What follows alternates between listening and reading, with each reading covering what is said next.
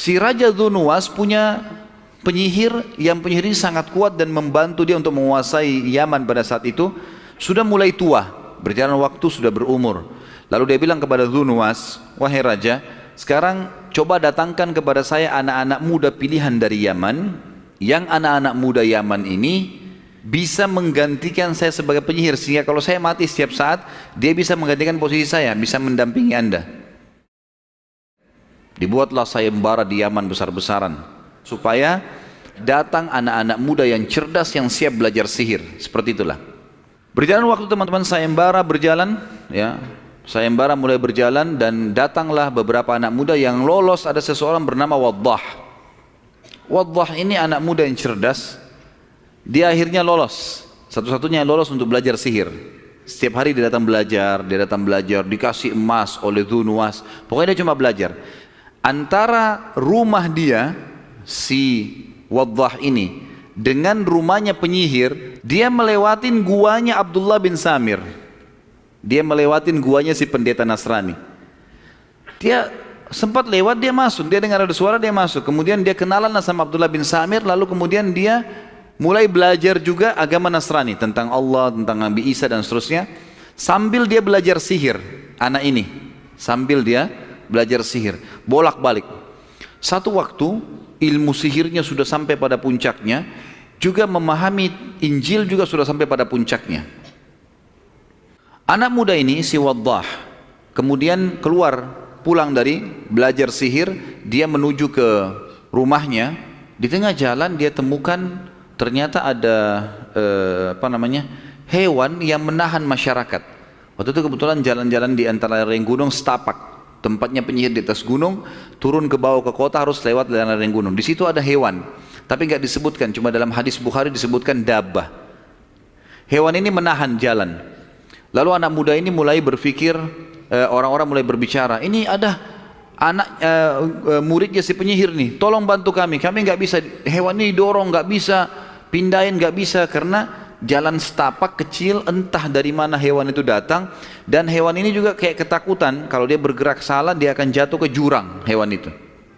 Maka pada saat itu Waddah berkata, hari ini saya akan buktikan apakah ajarannya Abdullah bin Samir yang benar atau ajarannya si penyihir.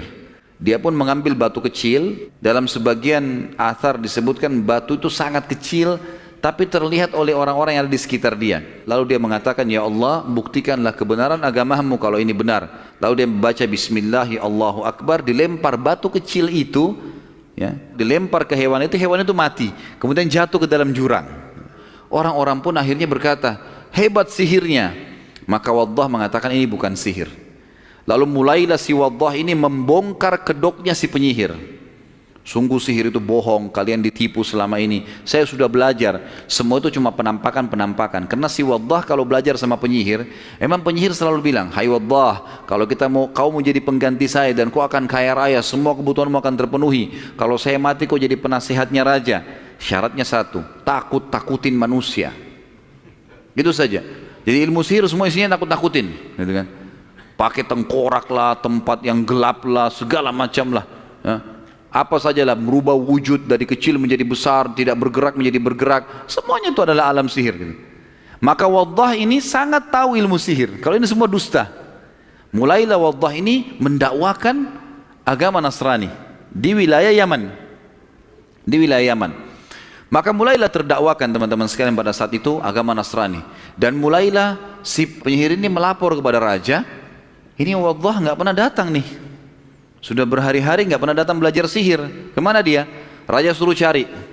Begitu dicari, para prajurit kembali mengatakan, hai Raja Dzunnuwas, ini Waddah ini sekarang mendakwakan kalau anda ini bukan Tuhan, penyihir ini dusta, dan dia membawa ajaran baru, agama baru, beriman kepada Allah. Lalu mulai prajurit ini menyampaikan apa yang disampaikan oleh si Waddah. Maka penyihir kaget, si Dzunnuwas kaget, tangkap dia, tangkap, cari tahu. Begitu ditangkap, dibawalah ke istana. Lalu mulailah bertanya si raja. Pertama si penyihir dulu, dia marah mengatakan, hai Waddah, apa kau berani menantang saya? Kenapa kau begini? Kata Waddah, saya bukan menantang, tapi kamu menipu orang, kamu sendiri yang mengajarkan kepada saya untuk menanamkan rasa takut, mendustai orang dan seterusnya. Itu tidak benar. Allah lah Tuhan kita. Mulailah Waddah mendakwai. Si penyihir ini sempat menunjukkan sihir-sihirnya, dia berubah bentuklah segala macam, tapi Waddah mengatakan apapun yang kau usahakan, kau tidak akan bisa pengaruhi saya sudah tahu semua ini dusta. Akhirnya penyihir itu terputus, sudah nggak bisa lagi buat apa-apa. Maka Dhu Nuwas mengatakan kepada para prajuritnya, tangkap nih anak muda Waddah, naik ke atas gunung, buang dari gunung. Dibawalah ke atas gunung. Di atas gunung sambil diikat, Waddah mengatakan, rahimahullah, dia mengatakan, tobatlah kepada Allah. Dhu Nuwas itu bukan Tuhan, itu manusia biasa. Ini harus kalian tobat kepada Allah, dinasihatin, dan tidak mau. Prajurit itu tidak mau. Lalu Waddah mengeluarkan kalimat yang akhirnya menjadi doa. Dan ini riwayat Bukhari menjelaskan masalah ini. Dan ini juga doa yang mulia kalau seseorang dizalimi oleh orang lain, dia bisa mengucapkannya. Maka dia mengatakan, Allahumma kfinihim ma syi'ta. Ya Allah, ambil alihlah orang-orang ini. Seperti itulah.